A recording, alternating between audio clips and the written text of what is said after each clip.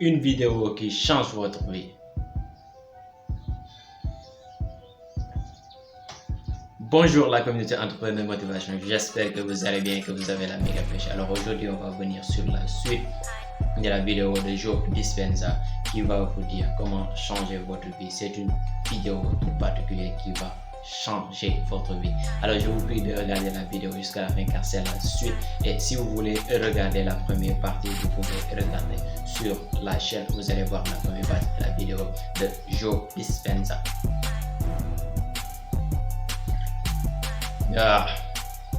Bon, sans plus tarder, je ne vais pas vous retenir sur longtemps, je vous souhaite bon visionnage et allez-y. Faisons constamment depuis les 6 dernières années parce que nous voyons des choses tellement incroyables. Des choses incroyables qui se passent chez nous, comme des gens qui sortent de leur fauteuil roulant ou des choses vraiment folles. On peut vous dire si une personne est prête à changer ou non. On peut vous dire pourquoi une personne ne changera pas. On peut dire à une personne ce qu'il faut qu'elle fasse pour changer. Alors qu'est-ce qu'il faut pour changer? Eh bien, la plupart des gens gardent leur attention. Ils ne font pas attention à ce qui se passe en eux. Ils font attention à tout ce qui se trouve dans leur environnement. Les gens, les choses ou... Leur cerveau scanne en permanence tout ce qui se trouve autour d'eux pour identifier ce qu'ils connaissent, ce qui est dangereux et ce qui ne l'est pas. Et vous savez, nous le faisons tout le temps.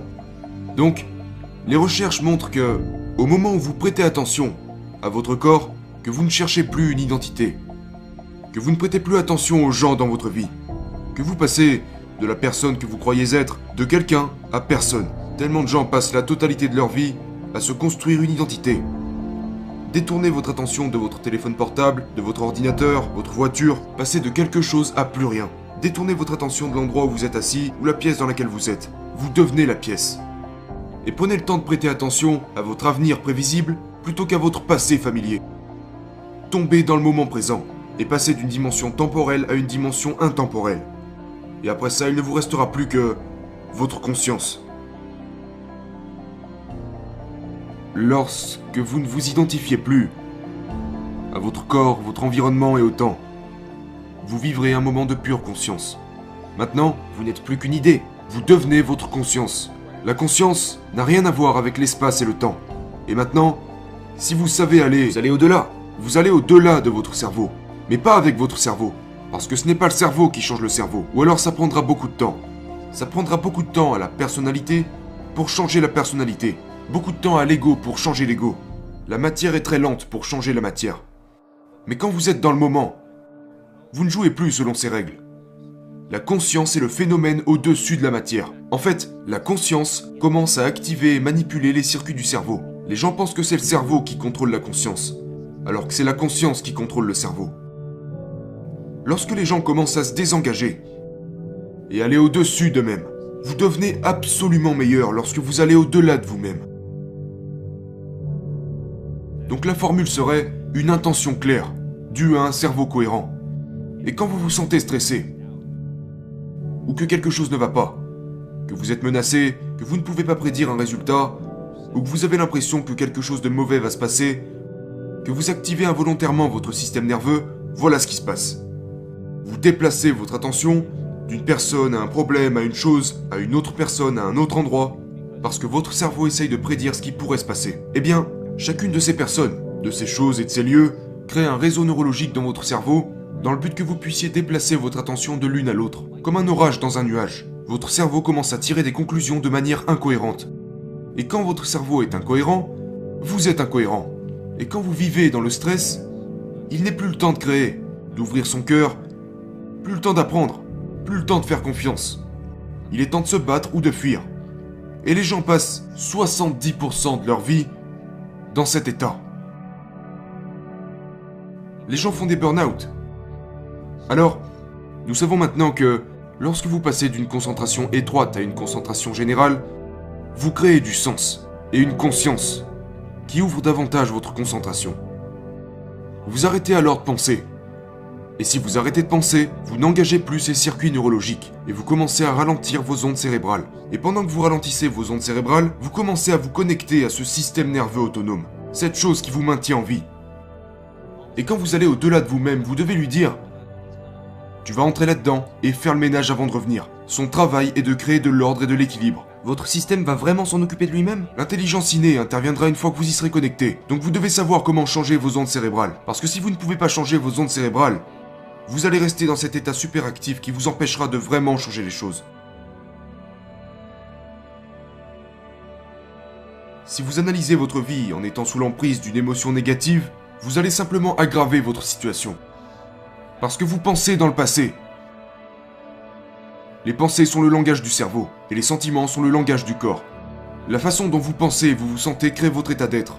Donc la question est de savoir, si vous continuez à vous entraîner, à créer le bon état d'être, il devrait vous devenir familier, oui ou non? Le mot méditation signifie littéralement devenir familier avec cet état.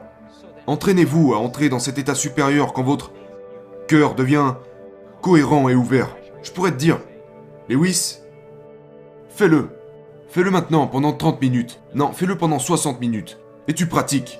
Tu crées cette cohérence. Et tu le sauras quand tu y seras ou pas, oui ou non. Et alors tu pourras dire, comme une compétence ou quoi que ce soit, donnez-moi une minute. Je vais sortir et me reconnecter avec cette cohérence. Et tu te reconnectes avec cet état en permanence. Puis tu continues à pratiquer et au fur et à mesure, cet état se manifestera de plus en plus et de plus en plus longtemps.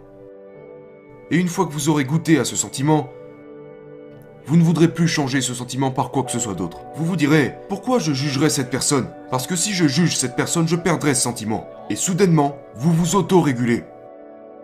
Une fois que le cœur est activé, il agit comme un amplificateur. Et il amplifie l'énergie du cerveau.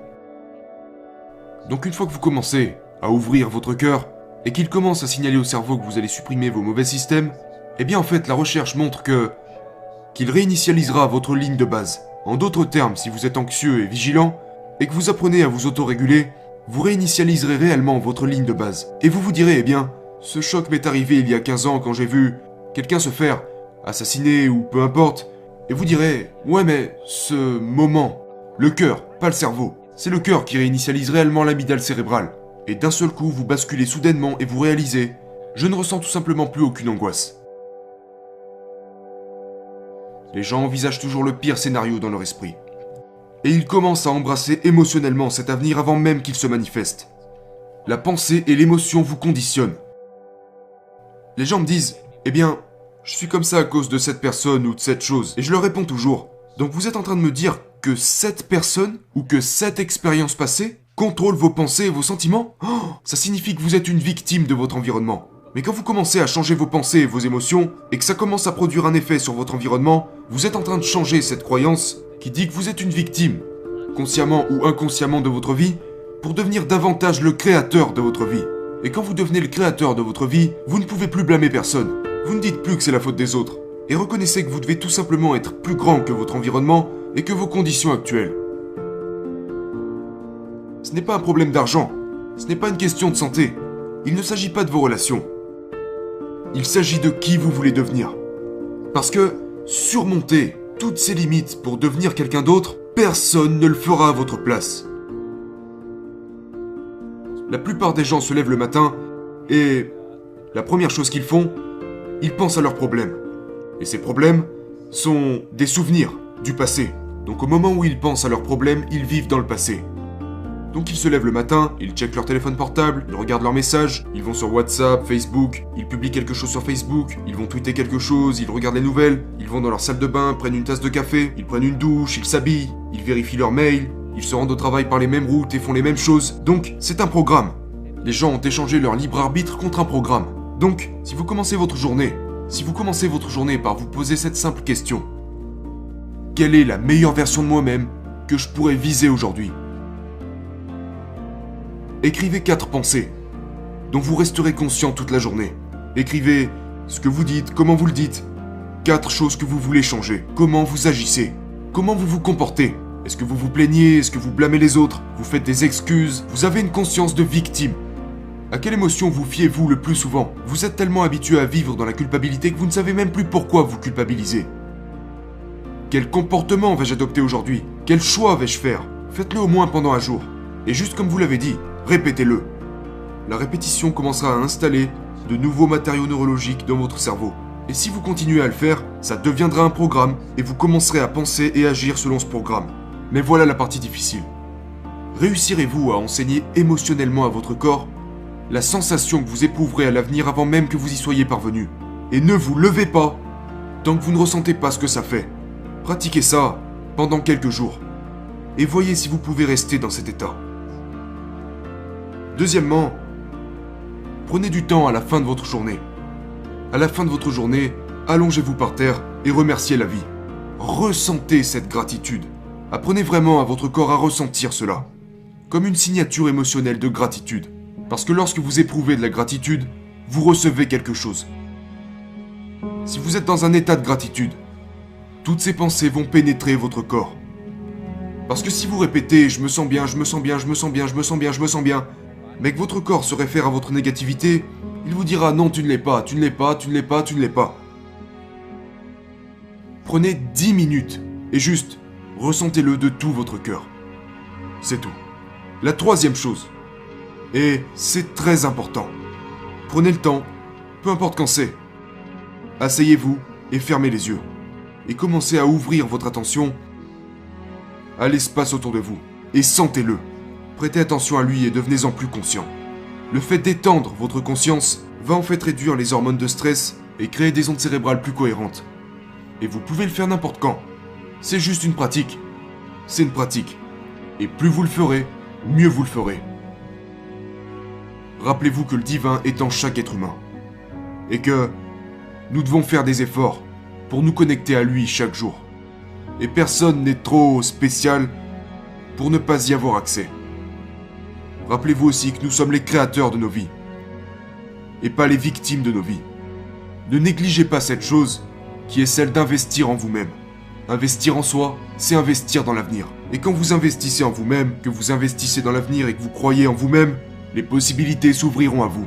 Et je pense que tout le monde croit secrètement en soi, et donc prendre le temps de comprendre que nous sommes des êtres de progrès. Trouvez le temps de vous pardonner et pardonner les autres. Repartir à neuf, le jour suivant, est une bénédiction. Et pour finir, je ne pense pas que notre but dans la vie devrait être de viser la célébrité ou le succès, l'apparence ou l'intelligence. Notre but dans la vie devrait être de supprimer ces blocages, ces barrières, ces limitations qui se dressent entre nous et l'intelligence divine. Nous n'avons pas à essayer d'être aimés ou d'être importants aux yeux des autres ou d'être reconnus. Nous devons simplement être heureux sans aucune raison. Je pense que c'est notre état d'être naturel. J'espère que vous avez regardé la vidéo jusqu'à la fin. Alors, si vous ne changez pas votre vie, alors personne ne peut plus et rien pour vous. Car si vous voulez changer quelque chose, c'est à vous de faire les premiers pas. N'attendez pas les autres pour pouvoir aller de l'avant et changer votre vie. Vous êtes la seule personne à qui vous pouvez changer votre vie sans l'aide de personne. Personne ne va venir vous donner de l'aide et personne ne va venir changer votre état d'esprit. C'est à vous-même de faire cela et je vous conseille carrément. Si vous avez une vie que vous ne méritez pas ou bien une vie que vous n'aimez pas, c'est le meilleur moment d'investir en vous. Commencez à changer votre état d'esprit, commencez à lire des livres d'entrepreneurs, commencez à voir les entrepreneurs, avoir des conseils et entre autres échanger aussi certaines habitudes comme par exemple regarder la télévision tout le temps. Ça ne vous rapportera rien de plus et je vous le promets carrément. Si vous voulez changer quelque chose, changez votre vie, vos routines et entre autres. Sans plus tarder, je vous dis à très bientôt aux prochaines vidéos. Portez-vous bien.